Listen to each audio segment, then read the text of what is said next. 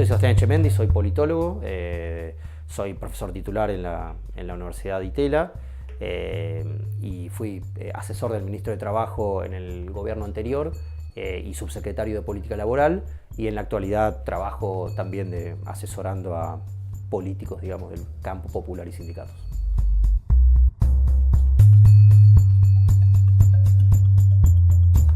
El diagnóstico del problema no es ya tanto el Estado como en el neoliberalismo de los 90, sino la sociedad, ¿no? La sociedad argentina que ha tenido una especie de enfoque fallido, que es una sociedad integrada por individuos y por hombres y mujeres que toman el atajo, que viven consumiendo de más, ya sea servicios públicos o bienes, o carne o comida. Y esta es una posición que es simplemente insostenible, ¿no? Es sostenible por dos razones. La primera es que ¿dónde están consumiendo más, maestro? Que en José León Suárez, en William Morris, en lugares donde la gente vive al día, en el mejor de los casos, se está consumiendo de más, ¿no? O sea, que esa es algo que por supuesto no tiene sentido alguno. Y segundo, que traduce una mirada, ¿no?, que se combina con esto de los 70 años de decadencia, que por supuesto refiere a los movimientos populares, al peronismo, que es donde empiezan esos 70 años teóricamente, y que de nuevo es una mirada que no tiene asidero alguno y que por supuesto es hasta diría absurda en términos de cuando uno mira la historia de otros países, no solo la nuestra, ¿no? En esos 70 años hubo de todo, y hubo muchas cosas muy virtuosas de la Argentina. Argentina en esos 70 años construyó un estado de bienestar, pasó a ser uno de los países con mejor educación de América Latina, con más acceso a beneficios sociales, y tuvimos otras cosas malas, dictaduras, reversiones en varios de estos derechos.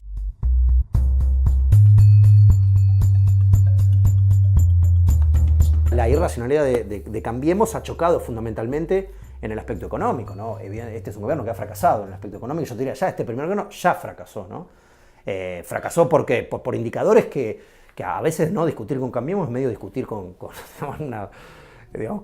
sectores del trotskismo, ¿no? Que digo, no ven la realidad, ¿no? O sea, dame cualquier indicador que esté mejor que en 2015. Y en 2015 había muchos problemas, pero dame cualquier indicador. Hay menos crecimiento, hay más inflación, hay más desempleo. Entonces el gobierno ya fracasó. El enfoque económico del gobierno está claro que ya fracasó. Ahora, yo no sé si iría tan lejos, como mencionás, en términos de que el proyecto político fracasó. Yo creo que para eso falta. Del desempeño económico a la estructura política hay un trecho, eso lo sabemos todos en ciencias sociales. Es un gobierno que fracasó en lo económico, pero si te lo dijera así, más en lenguaje de café, tiene fierros, ¿no? Tiene los medios, o tiene, digamos, el consenso de buena parte de medios tradicionales. Opera eficientemente en el Poder Judicial, opera en algunos sentidos comunes que nos guste o no, son caros a la sociedad argentina, que a muchos no nos gustan, pero que saben utilizarlos. Por ejemplo, el odio a los inmigrantes, el odio a los que reciben políticas sociales, ¿no? Todo eso tiene un caldo de cultivo en la Argentina, y sobre eso van a operar, ¿no? Entonces, si yo te digo, digamos, capacidad comunicativa para ir a algunos miedos tradicionales de la sociedad argentina, si yo te digo dominio del Poder Judicial, si yo te digo cercanía de los medios privados pro-establishment, y a eso le agregamos que puedan llegar a estabilizar la situación económica el año que viene, por supuesto que la van a tener difícil, pero yo no diría que la batalla ya está decidida, ¿no?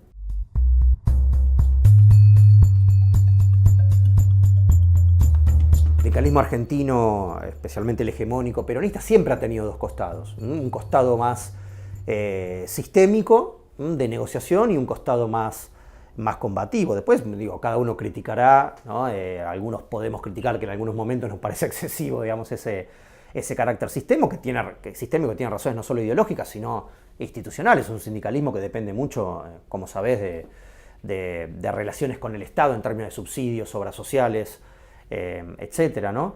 Entonces esos dos polos están, ¿no?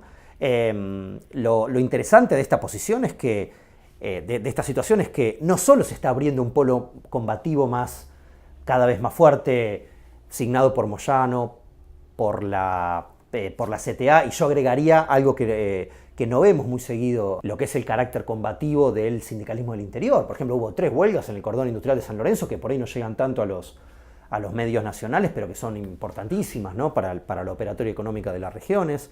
Entonces, lo que vemos hoy es que ese sindicalismo combativo, ¿no? CGT del interior, CTA, moyanismo, se está consolidando cada vez más, pero el otro tampoco está en la mesa de negociación. Eso es lo más increíble. No es que el PRO logró llevar activamente al sindicalismo, digamos, negociador histórico argentino y lo puso de su lado, no para nada. Vemos que la última reforma laboral las negoció inicialmente y fracasó. Vemos que hasta las 62 organizaciones, que eran sindicatos amarillos pro Macri, ¿no? Como el sindicalismo, digamos, de la UATRE, digamos, que se sienta a acordar con la mesa de enlace, también los está criticando, ¿no? Y entonces ellos están perdiendo todo el sindicalismo, incluso hasta el negociador. Y eso tiene que ver por dos razones, ¿no? Porque, digamos, por un lado, ese sindicalismo ve que no obtiene nada y la cerrazón ideológica que tiene el macrismo.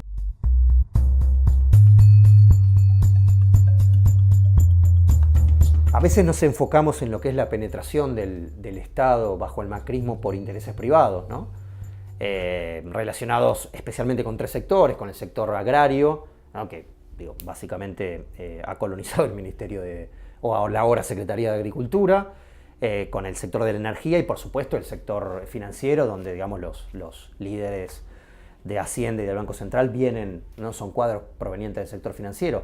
Pero hay otra faceta que es, no solo hay penetración del Estado, sino también que hay un desmanejo administrativo muy fuerte que tiene dos características. Que primero es un manejo absolutamente errático del Estado, que uno trata de encontrar un orden, digamos, en el 2016, por ejemplo, para dar algunos ejemplos, se parte el Ministerio de Economía en el Ministerio de Hacienda, el Ministerio de Finanzas. No dura un año, en 2017 ya se vuelve el Ministerio de Finanzas a incluir en el Ministerio de Hacienda. La Secretaría de Comercio se unificó en Interior y Exterior en el 2016, se desdobló de nuevo en el transcurso de unos cuantos meses, se creó un Ministerio de Modernización que no duró 2 años. En fin, hay un desmanejo que es absolutamente notable, ¿no? En el transcurso de 2 años. El Ministerio de Trabajo se agrandó primero los cargos políticos jerárquicos y después se subordinó al Ministerio de Producción. Vos decís, bueno, si lo querías agrandar porque te parecía importante tener más secretaría en 2016, en 2017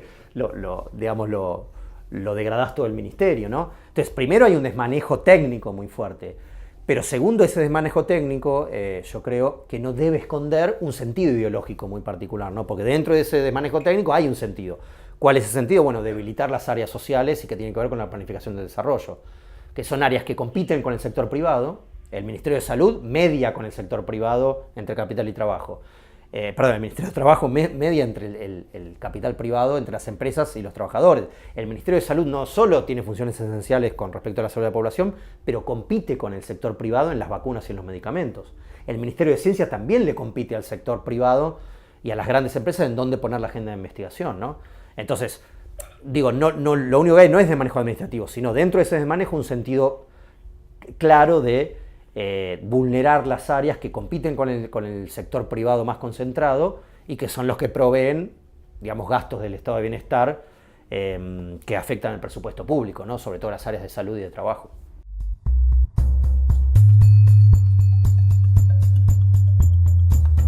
La única innovación que uno puede decir que ha hecho este gobierno es la asignación universal, trasladarla a los monotributistas, pero son entre 50.000 personas más o menos. Agrandaron un poco la asignación universal por hijo, pusieron una pensión universal, que es cierto que antes no existía. Ahora, lo único que dice rápidamente, no, la pensión universal lo que hace es quitar derechos a lo que era la moratoria jubilatoria. La moratoria jubilatoria vos entrabas y tenías los mismos derechos que un jubilado. La pensión universal te baja, cobrás menos y además no tenés pensión si se muere tu cónyuge, ¿no? La asignación universal por hijo también pusieron un poco más de integrantes, pero bajaron con la reforma previsional tanto las jubilaciones en general como el valor de la asignación en particular y de las pensiones no contributivas. O sea que eso digamos, la idea de que el PRO tuvo alguna mejora en el aspecto social es por supuesto infundada. Lo que sí es cierto es que no destruyó, digamos, ese entramado social como uno podría obviamente como en los 90 después de la hiperinflación o como en una dictadura, ¿no? Eso es cierto, se mantuvo la UH, no se desreguló masivamente la legislación laboral, no se privatizaron las jubilaciones, ¿no? Y eso tiene que ver no con la ideología del PRO, porque en general los técnicos del PRO están formados en una idea de que esta cosa hay que hacerla, sino porque, bueno, se había heredado este gobierno, no nos olvidemos, no viene después de una hiperinflación o después de una dictadura como en los 80, ¿no? En los otros gobiernos de la democracia, ¿no? Este gobierno viene después de 12 años de activación del sector popular y de ensanchamiento del estado de bienestar. Por lo tanto, era muy difícil para el gobierno, digamos, derribar esas instancias, ¿no? Entonces, primero, no lo mejoró, digamos, ¿no?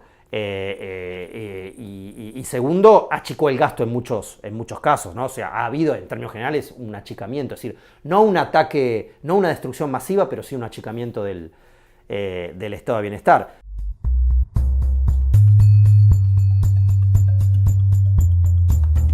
Yo creo que sí, que cualquier gobierno popular que surja en el corto plazo va a tener en primeras circunstancias muy difíciles, ¿no? Está claro, digo, eso hay que decirlo, va a tener un campo minado.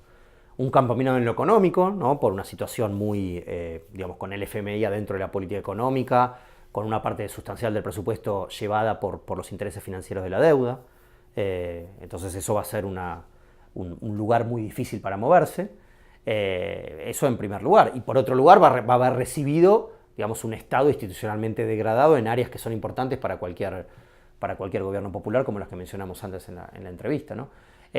Una estrategia va a tener que tener por lo menos dos aspectos fundamentales. La primera es la reconstrucción de la seguridad social, ¿no? La ANSES ha sido, digamos, desfinanciado por varios sectores, por varios lados en las reformas tributarias de este gobierno, ¿no? Se han rebajado contribuciones patronales, se ha quitado la parte del fondo del conurbano que tenía una parte impositiva que iba para la seguridad social y se trasladó a la provincia de Buenos Aires. La reparación histórica es un drenaje de fondos del ANSES que beneficia a los jubilados que estaban relativamente mejor, que tenían abogados, y se financiaba con una asignación única en el tiempo, que era el blanqueo, pero el blanqueo se acaba y vas a tener que financiar eso. Y vas a necesitar recursos. Entonces lo que hay que hacer son reformas tributarias, digamos, restituir aportes patronales, para empezar, ¿no? Restribuir contribuciones patronales, restribuir, digamos, o retenciones o otro tipo de impuesto a las ganancias o el que sea que pueda hacer digamos, ser afectado a la seguridad social, ¿no? Y la otra prioridad es la reconstrucción de los ámbitos de determinación salarial colectiva que este gobierno ha, digamos, cercenado o vaciado, ¿no? Que esa es otra parte que no mencionamos en la pregunta anterior, ¿no? Está claro que el gobierno no arrasó los lugares, digamos, de seguridad, las instancias de seguridad social mínimas, como el sistema estatal de jubilación o la AUH, pero sí arrasó las áreas que golpeaban más su política económica, que era la capacidad de negociación de los que pueden discutir la distribución del ingreso, que son los sindicatos, ¿no? Los beneficiarios de la AUH o los jubilados no discuten directamente redistribución del ingreso.